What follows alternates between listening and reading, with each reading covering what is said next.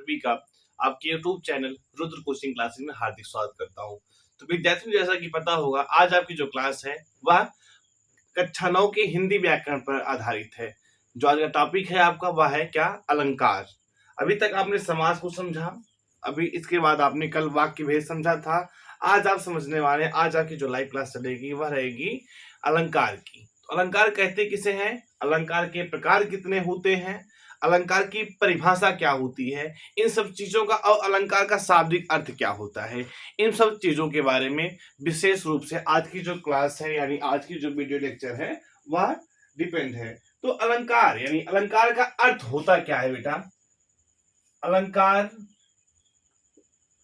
अलंकार का अर्थ होता है, अलंकार का अर्थ होता है आभूषण। आप इसको लिख लीजिएगा कि अलंकार का अर्थ क्या होता है बच्चा? आभूषण होता है अलंकार का अर्थ। ठीक, इसकी परिभाषा लिख लीजिए कि जिन गुण धर्मों द्वारा, क्या लिखेंगे परिभाषा स्टार बना के लिख लीजिए, जिन गुण धर्मों द्वारा, जिन गुण धर्मों द्वारा, गुण धर्मों द्वारा काव्य की शोभा बढ़ाई जाती है, काव्य की शोभा, जिन गुणधर्मों द्वारा काव्य की शोभा बढ़ाई जाती है, काव्य की शोभा बढ़ाई जाती है, उसे उसे अलंकार कहा जाता है, उसे अलंकार कहा जाता है। क्या हो जाएगा बेटा? यानी जिन गुण धर्मों द्वारा काव्य की शोभा बढ़ाई जाती है उन्हें अलंकार कहते हैं। अब आप लोग हेडिंग डाल लीजिए, अलंकार के भेद। हेडिंग क्या पड़ जाएगी आपकी बच्चा? अलंकार के भेद। अलंकार के मुख्यतः कितने भेद होते हैं बेटा? लिख लीजिए आप, अलंकार के मुख्यतः, अलंकार के मुख्यतः दो भेद होते हैं। अलंकार के मुख्यतः दो भेद होते हैं। नंबर फर्स्ट है बेटा क्या आपका? शब्दालंकार। नंबर फर्स्ट क्या है बेटा? शब्दालंकार। और नंबर सेकंड क्या है आपका? अर्थालंकार। ठीक, कितने अलंकार होते बेटा? दो होते हैं, शब्दालंकार और अर्थालंकार। अब जानने की कोशिश करते हैं कि शब्दालंकार कहते किसे हैं। हेडिंग आप लोग डाल लीजिए, शब्दालंकार। हेडिंग क्या पड़ जाएगी बच्चा आपकी? शब्दा अलंकार। हेडिंग डाल लीजिए, शब्दा अलंकार। ठीक, अब इसमें आप देखिए, जब काव्य में शब्दों के माध्यम से, जब काव्य में शब्दों के माध्यम से, शब्दों के माध्यम से, जब काव्य में शब्दों के माध्यम से काव्य सौंदर्य में वृद्धि की जाती है, माध्यम से काव्य सौंदर्य में, काव्य सौंदर्य में वृद्धि की जाती है, वृद्धि की जाती है, उसे उसे शब्दालंकार कहा जाता है। उसे क्या कहा जाता है बेटा? उसे शब्दालंकार कहा जाता है। यानी किसमें बेटा कि जब काव्य में शब्दों के माध्यम से काव्य सौंदर्य की वृद्धि की जाती है तब उसे क्या कहा जाता है बेटा? शब्दालंकार कहा जाता है। ठीक, बात समझ में आ गई? जैसे उदाहरण लिख लीजिए आप शब्दालंकार के। जैसे कनक कनक कनकते 100 गुनी, कनक कनकते 100 गुनी मादकता अधिकाय, मादकता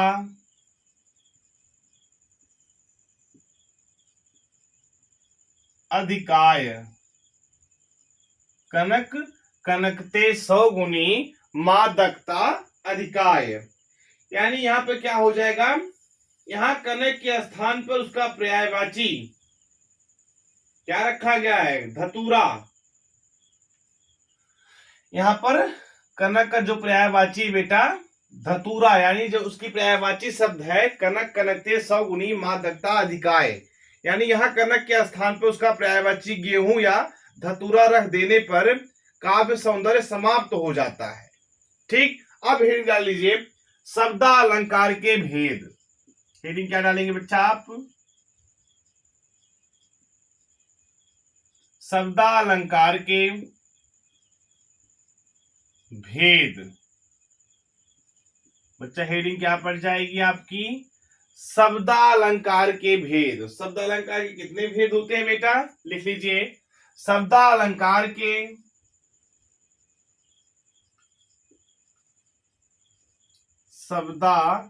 अलंकार के मुख्यतः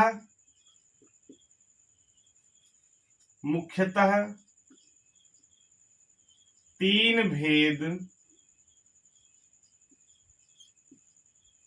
होते हैं। शब्दालंकार के कितने भेद होते हैं बेटा? 3 भेद होते हैं। कौन कौन से? अनुप्रास अलंकार, नंबर 1 क्या है आपका? अनुप्रास अलंकार। नंबर 2 क्या है बेटा आपका? यमक। अनुप्रास अलंकार। नंबर 2 बेटा आपका यमक अलंकार। नंबर 2 क्या है बेटा आपका? यमक अलंकार। नंबर 3 आता आपका क्या? श्लेष अलंकार।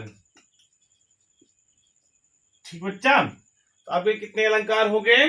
शब्दालंकार के मुख्यतः 3 प्रकार होते हैं या 3 भेद होते हैं। पहला है आपका क्या बेटा? पहला अलंकार है आपका अनुप्रास अलंकार, दूसरा है यमक अलंकार और जो तीसरा है वह है आपका क्या बेटा? श्लेष अलंकार। अब आप लोग हेडिंग डालिए। तो अब आप हेडिंग डालेंगे क्या बेटा? अनुप्रास अलंकार। नंबर फर्स्ट है शब्दालंकार के भेद का। पहला है आपका क्या? अनुप्रास। हेडिंग है क्या बेटा आपकी? अनुप्रास अलंकार। अब इसमें लिखिए अनुप्रास अलंकार की परिभाषा। क्या लिखेंगे कि जब काव्य में किसी वर्ण की आवृत्ति, जब क्या लिखेंगे इसमें? जब काव्य में किसी वर्ण की आवृत्ति, किसी वर्ण की आवृत्ति, जब काव्य में किसी वर्ण की आवृत्ति एक से अधिक बार, एक से अधिक क्या लिखेंगे? एक से अधिक बार होती है, एक से अधिक बार होती है।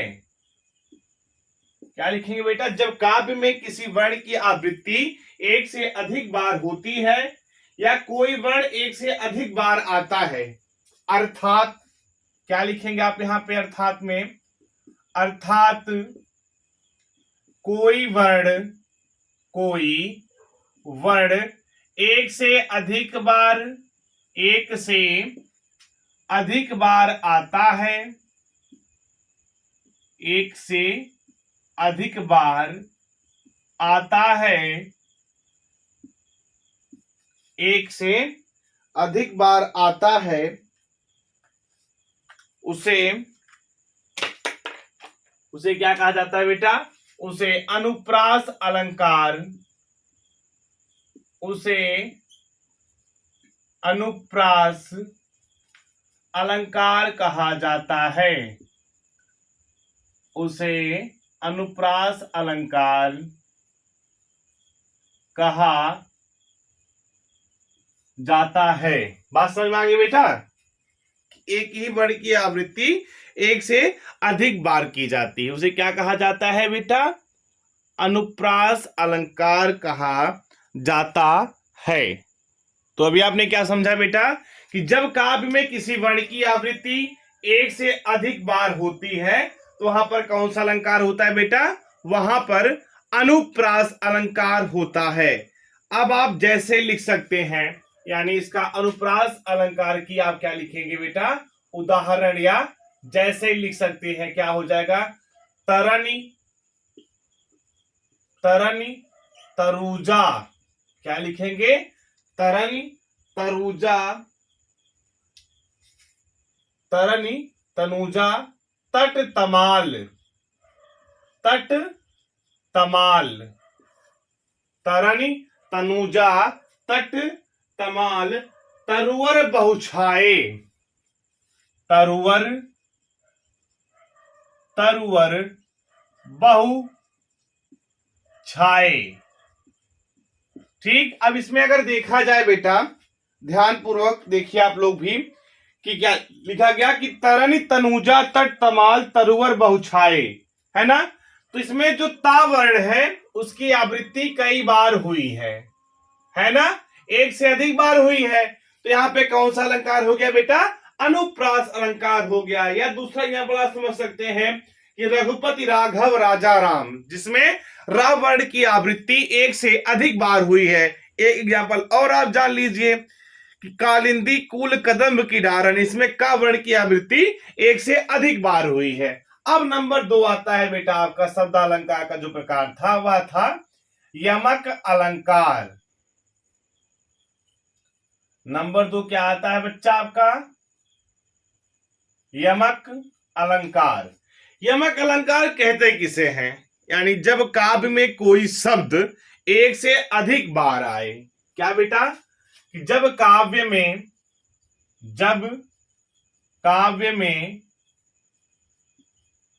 कोई शब्द, जब काव्य में कोई शब्द एक से अधिक बार आए। क्या बेटा, एक से अधिक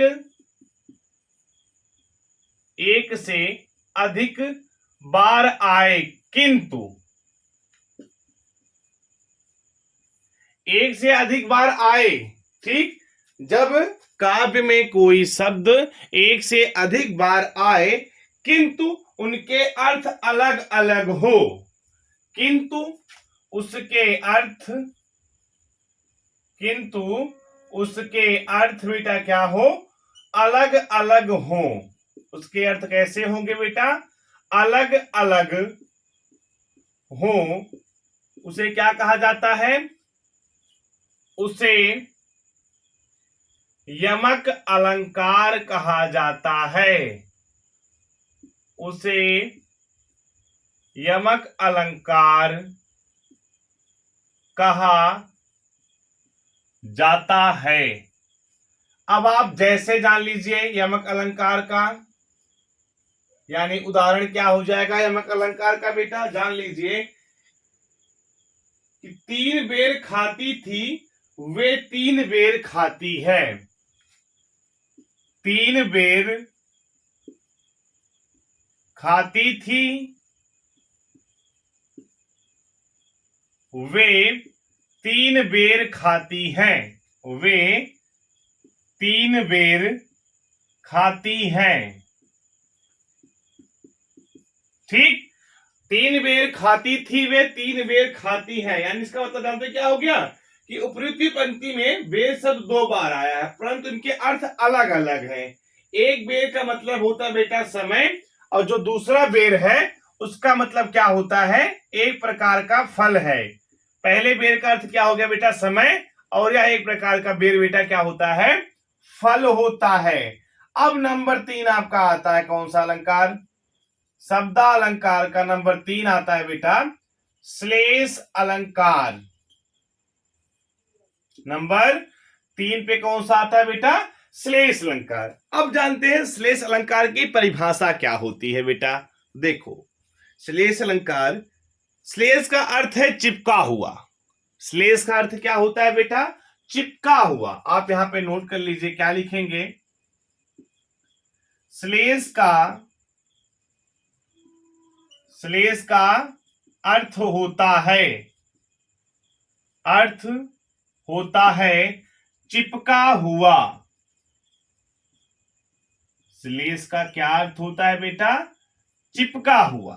ठीक, श्लेष का अर्थ होता है चिपका हुआ, यानी एक शब्द के अनेक अर्थ चिपके होते हैं। या क्या लिखेंगे, जब काव्य में कोई शब्द एक बार आए, लिख लीजिए यहां पे कि जब काव्य में कोई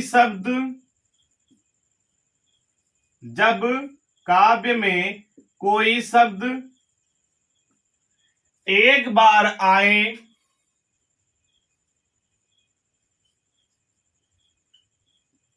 जब काव्य में कोई शब्द एक बार आए और उसके एक से अधिक अर्थ प्रकट हों, और उसके एक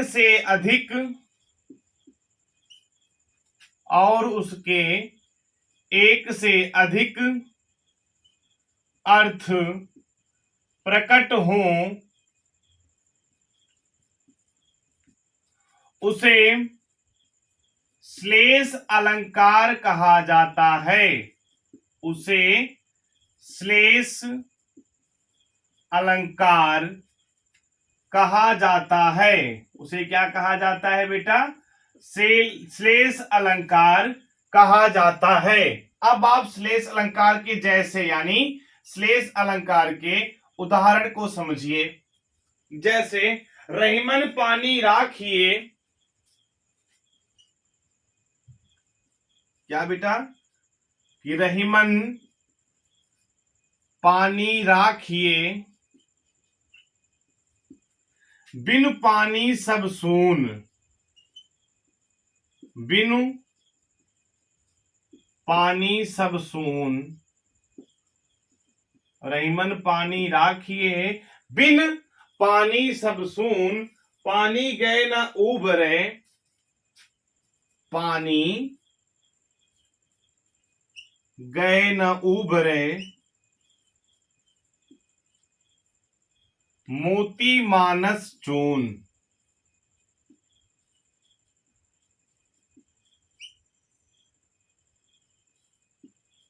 रहीमन पानी राखिए, बिन पानी सब सून। पानी गए न उबरे, मोती मानस चून। यहां पे बेटा देखो, यहां जो दूसरी पंक्ति में पानी शब्द एक बार आया है, लेकिन इसके कई अर्थ हैं। एक पानी का मतलब होता है बेटा क्या, चमक। जो मोती है उस पानी का मतलब क्या हो गया बेटा, ये मोती का मतलब क्या हो गया बेटा, पानी से चमक हो गई। पानी का ही वन क्या है, मोती। मोती क्या होता है बेटा, चमक लाती है। एक पानी यानी मानुष, जिसका क्या होता है बेटा, इज्जत। एक पानी में क्या आ गया बेटा, मानुष यानी इज्जत। एक पानी का मतलब क्या हो गया, चमक। एक पानी का मतलब क्या हो गया बेटा, इज्जत। और एक पानी का मतलब चून यानी आटा, उसका मतलब क्या हो गया, जल। एक पानी का मतलब क्या हो गया, चून, इसको कहते हैं आटा एक प्रकार का। तो यह क्या है बेटा, आपका जल है। ये चीज आपको समझ में आ गई। यानी आता यहां पर कौन सा अलंकार है, यहां पर श्लेष अलंकार है। अब आप लोग हेडिंग डाल लीजिए अर्था अलंकार। हेडिंग क्या पड़ेगी बेटा आपकी, अर्थालंकार। अर्थालंकार की परिभाषा क्या होती है, अर्थ में चमत्कार उत्पन्न करने वाले, अर्थ में चमत्कार, अर्थ में चमत्कार उत्पन्न करने वाले, अर्थ में चमत्कार उत्पन्न करने वाले अलंकार, अर्थ में चमत्कार उत्पन्न करने वाले अलंकार अर्था अलंकार कहलाते हैं। करने वाले अलंकार, करने वाले अलंकार अर्था अलंकार कहलाते हैं। अर्थालंकार कहलाते हैं। अब क्या हुआ, इसमें अर्थ के माध्यम से क्या होता है बेटा, अलंकार उत्पन्न होता है। हेडिंग डाल लीजिए आप लोग, अर्था अलंकार के भेद। क्या हेडिंग डालेंगे आप लोग, अर्था अलंकार के, अर्था अलंकार के भेद। इसमें लिखेंगे क्या, अर्था अलंकार के, अर्था अलंकार के 5 भेद होते हैं। 5 भेद होते हैं। नंबर फर्स्ट क्या है अर्थालंकार का बेटा, उपमा अलंकार। अर्थालंकार का इसमें कक्षा 9 में जो आपको पढ़ना है, अर्थालंकार के 5 भेद पढ़ाने हैं आपको, जो मैं पढ़ाऊंगा। उपमा अलंकार number first. Number second, number दूसरे पे क्या आता है बेटा आपका, रूपक अलंकार। नंबर 2 पे क्या आता है, रूपक अलंकार। ठीक बेटा। नंबर थर्ड, नंबर 3 पे क्या आएगा, उत्प्रेक्षा अलंकार। नंबर 3 पे बेटा क्या आता है आपका, उत्प्रेक्षा अलंकार। नंबर 4 पे आता है बेटा अतिशयोक्ति अलंकार। अतिशयोक्ति अलंकार, अतिशयोक्ति अलंकार। और नंबर 5 पे क्या आता है बेटा आपका, मानवीयकरण अलंकार। मानवीकरण,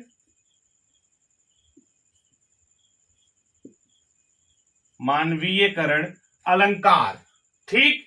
अब हेडिंग डाल लीजिए आप लोग, उपमा अलंकार। नंबर फर्स्ट क्या था बेटा आपका, उपमा अलंकार। हेडिंग पर जाएगी आपकी क्या, यानी जिसके बारे में आपको समझना है वह क्या है, उपमा अलंकार को कहते क्या है, यानी उपमा अलंकार किसे कहा जाता है। क्या लिखेंगे, जब काव्य में किसी वस्तु या व्यक्ति की, क्या लिखेंगे बेटा, जब काव्य में, जब काव्य में किसी व्यक्ति या वस्तु की,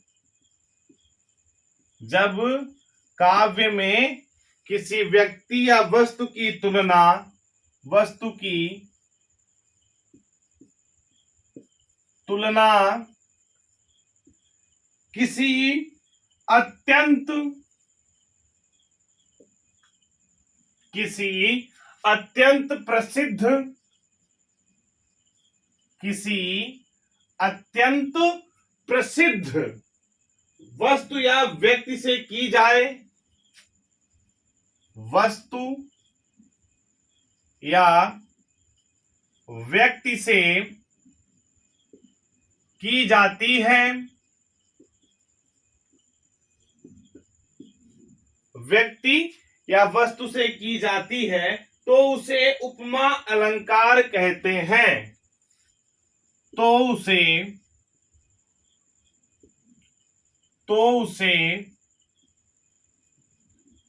उपमा अलंकार कहते हैं। क्या कहा जाता है बेटा? उसको उपमा अलंकार कहते हैं। अब आप उपमा अलंकार के जैसे को समझ लीजिए, यानी उदाहरण को समझ लीजिए। उदाहरण कहता है बेटा, पीपर पात सरिस मन डोला। उदाहरण क्या कहता है बेटा? कि पीपर पात सरिस मन डोला। पीपर पात सरिस मन डोला। यह क्या है बेटा? यह उपमा अलंकार है, यानी यहां मन के डोलने की तुलना पीपल के पत्ते से की गई है। ठीक, यहां उपमा अलंकार है। कैसे? यानी मन के डोलने की तुलना पीपल के पत्ते से की गई है, अतः यहां पर उपमा अलंकार है। अब आप एक चीज डाल दीजिए, उपमा अलंकार के अंग। उपमा अलंकार के उपमा अलंकार के 4 अंग होते हैं।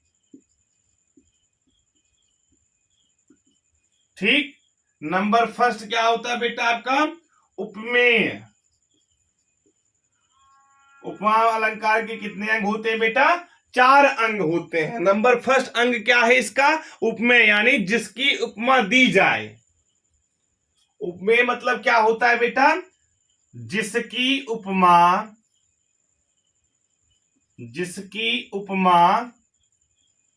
दी जाए। ठीक, नंबर फर्स्ट। नंबर सेकेंड क्या हो बेटा इसका? उपमान। नंबर सेकेंड क्या है? उपमा के 4 अंग होते हैं ना, जो सेकेंड अंग क्या है बेटा? वह उपमान है, यानी जिस प्रसिद्ध वस्तु या व्यक्ति से उपमा दी जाती है। क्या है बेटा? जिस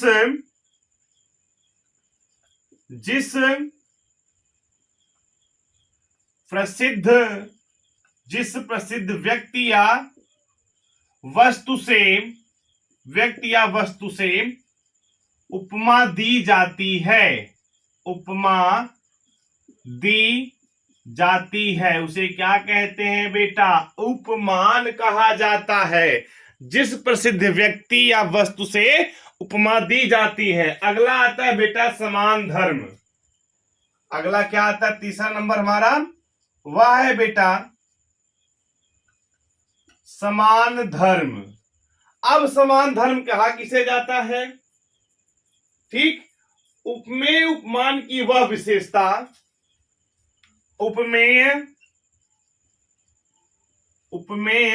उपमान की वह विशेषता, उपमेय उपमान की वह विशेषता किसकी बेटा? उपमेय उपमान की। किसकी बेटा? अगर ध्यान देने वाली बात इसमें यह है, किसकी? उपमेय उपमान की वह विशेषता जो दोनों में एक समान है। जो दोनों में एक समान है। जो दोनों में क्या है बच्चा? एक समान है। नंबर 4 यानी पॉइंट नंबर 4 क्या है? उपमा के जो 4 अंग होते हैं उपमा अलंकार के, वह क्या है? वाचक शब्द। नंबर चौथा क्या आता है बेटा आपका? वाचक शब्द। अब जो वाचक शब्द होता है बेटा, वह क्या होता है? देखो, उपमा अलंकार के कितने अंग होते हैं? 4 अंग होते हैं। पहला था उपमेय, दूसरा उपमान, तीसरा समान धर्म, चौथा आता है बेटा वाचक शब्द। वाचक शब्द होता क्या है? वे शब्द जो उपमेय और उपमान की समानता प्रकट करते हैं। कैसे शब्द बेटा? वे शब्द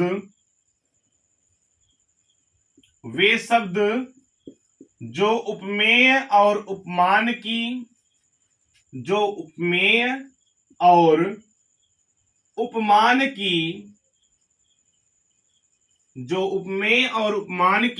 समानता प्रकट करते हैं। समानता प्रकट करते हैं। ये बेटा चार क्या थे? उपमा अलंकार के अभिन्न अंग थे। ठीक, आई बात समझ में? अब अगली हेडिंग आप लोग डाल लीजिए, नंबर सेकेंड, रूपक अलंकार। बेटा आपकी अगली हेडिंग है नंबर सेकेंड, वह क्या है? रूपक अलंकार। दूसरी हेडिंग क्या है बेटा आपकी? रूपक अलंकार। जानते हैं रूपक अलंकार कहते किसे हैं? जब रूप गुण की अत्यधिक समानता के कारण, क्या? जब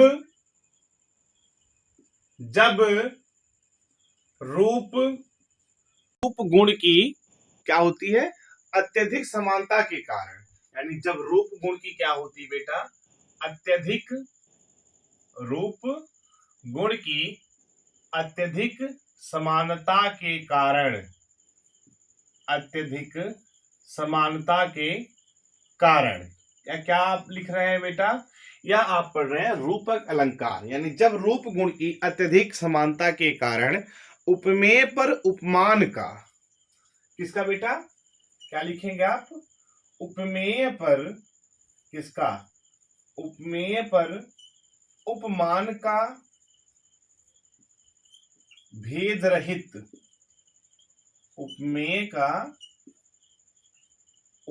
का उपमान पर समानता के कारण उपमेय पर उपमान का भेद रहित आरोप होता है।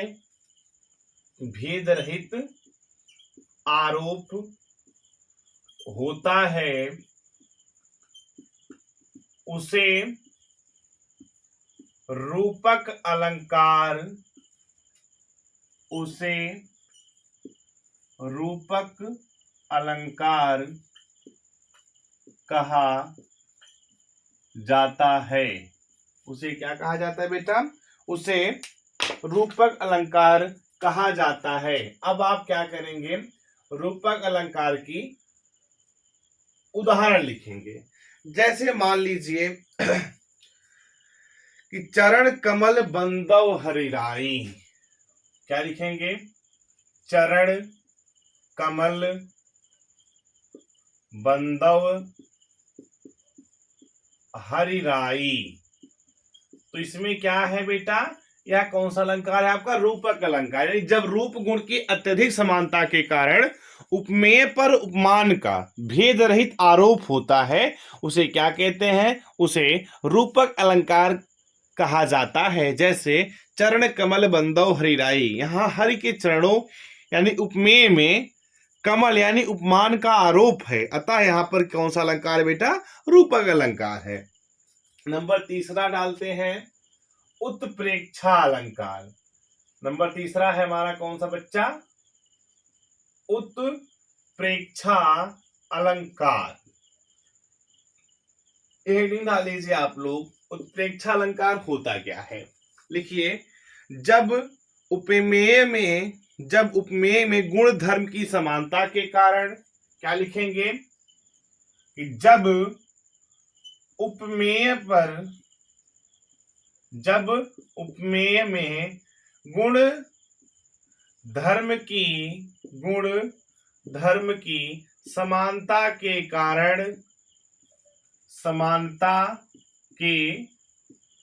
कारण, जब उपमेय में गुण धर्म की समानता के कारण उपमान की संभावना,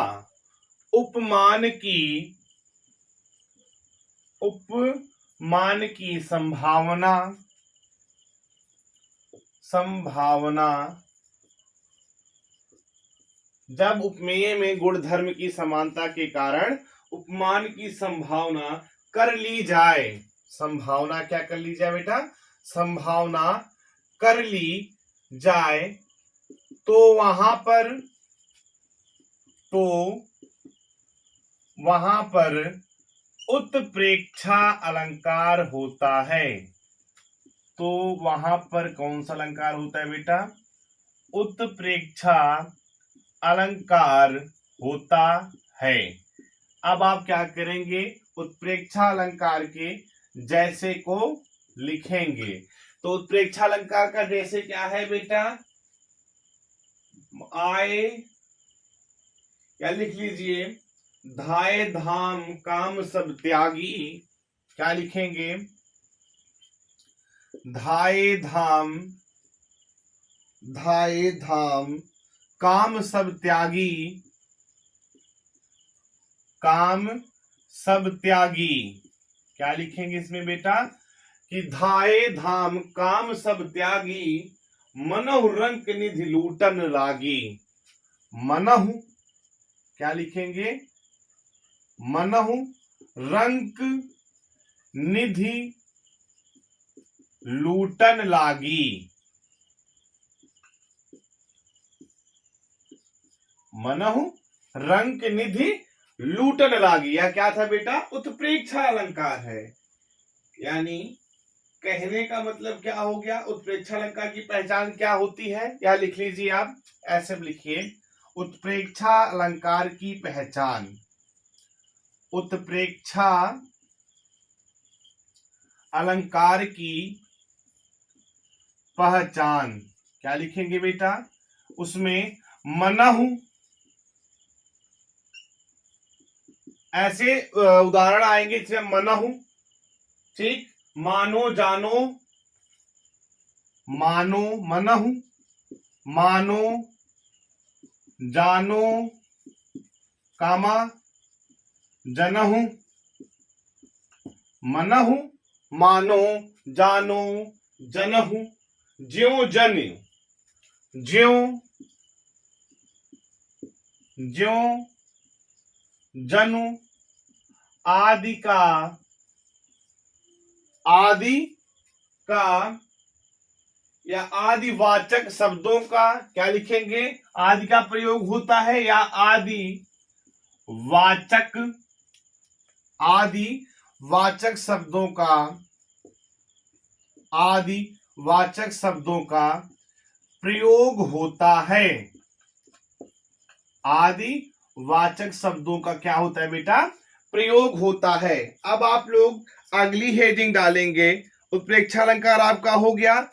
अब चौथी हेडिंग आपकी है अतिशयोक्ति अलंकार।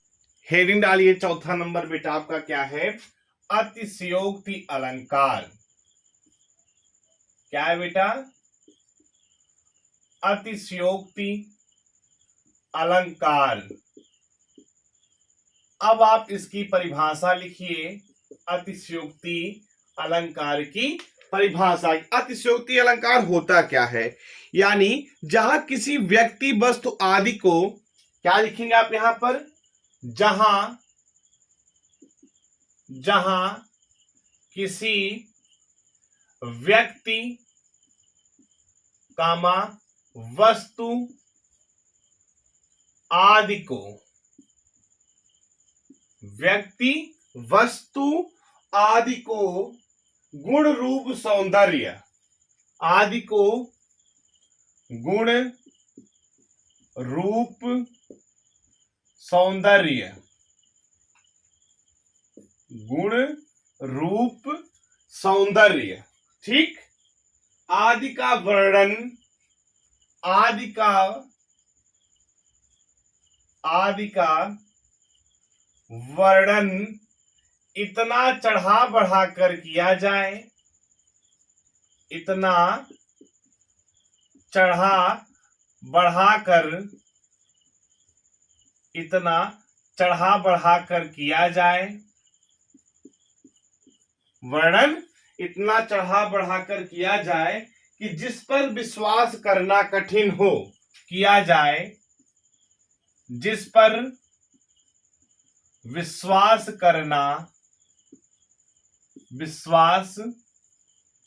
करना कठिन हो, उसे अतिशयोक्ति अलंकार कहते हैं। उसे क्या कहा जाता है बेटा? उसे अतिशयोक्ति अलंकार कहते हैं। अब आप इसके जैसे लिख लीजिए। किसके बच्चा? अतिशयोक्ति अलंकार के उदाहरण को जैसे लिख दीजिए। एक दिन राम पतंग उड़ाई। क्या है बेटा? एक दिन राम पतंग उड़ाई। एक दिन राम पतंग उड़ाई, देवलोक में पहुंची जाई। देवलोक में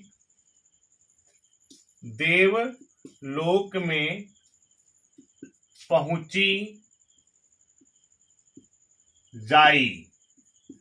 तो यानी कहने का मतलब क्या हुआ इसमें क्या हो गया बेटा? एक दिन राम पतंग उड़ाई, देवलोक में पहुंची जाई। यानी यहां राम द्वारा पतंग उड़ाने का वर्णन तो ठीक है, लेकिन पतंग का उड़ते उड़ते स्वर्ग में पहुंच जाने का वर्णन बहुत बढ़ाकर किया गया है। इस पर विश्वास करना कठिन हो रहा है। अतः यह कौन सा अलंकार है बेटा? अतिशयोक्ति अलंकार है। ठीक, अब आप लास्ट अलंकार लिखिए, आपका है मानवीयकरण अलंकार। मानवीयकरण अलंकार कक्षा 9 के विद्यार्थियों के लिए अर्थालंकार का मानवीकरण अलंकार बहुत जरूरी है कि जब जड़ पदार्थों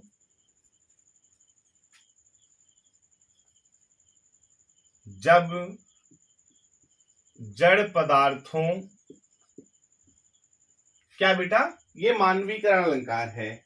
जब जड़ पदार्थों और प्रकृति के अंग और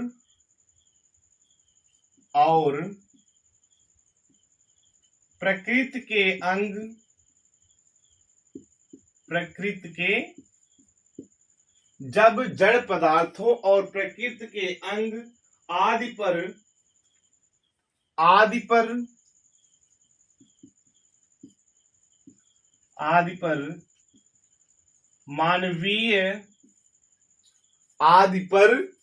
जब जड़ पदार्थों और प्रकृति के अंगों पर आदि पर मानवीय क्रियाओं का आरोप लगाया जाता है।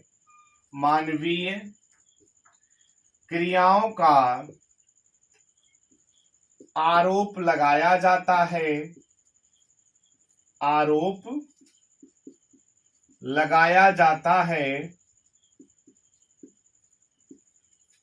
तो वहां पर मानवीकरण अलंकार, तो वहां पर क्या होता है बेटा? मानवीकरण अलंकार होता है। वहां पे कौन सा अलंकार होता है बच्चा? मानवीकरण अलंकार होता है। अब आप जैसे लिख लीजिए मानवीकरण अलंकार का जैसे क्या हो जाएगा बेटा? मानवीकरण अलंकार का जैसे क्या हो जाएगा बेटा? हर्षाया ताल लाया पानी। क्या हो जाएगा बेटा? हर्षाया ताल लाया पानी। क्या हो जाएगा? हर्षाया ताल लाया पानी परात भर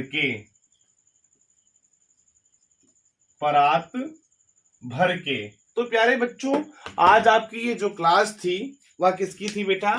अलंकार की थी। आज की क्लास में आपने क्या समझा बच्चा? अलंकार की परिभाषा समझा, अलंकार के भेद को समझा। अलंकार के मुख्यतः कितने भेद होते हैं बेटा? 2 भेद होते हैं। पहला होता है शब्दालंकार।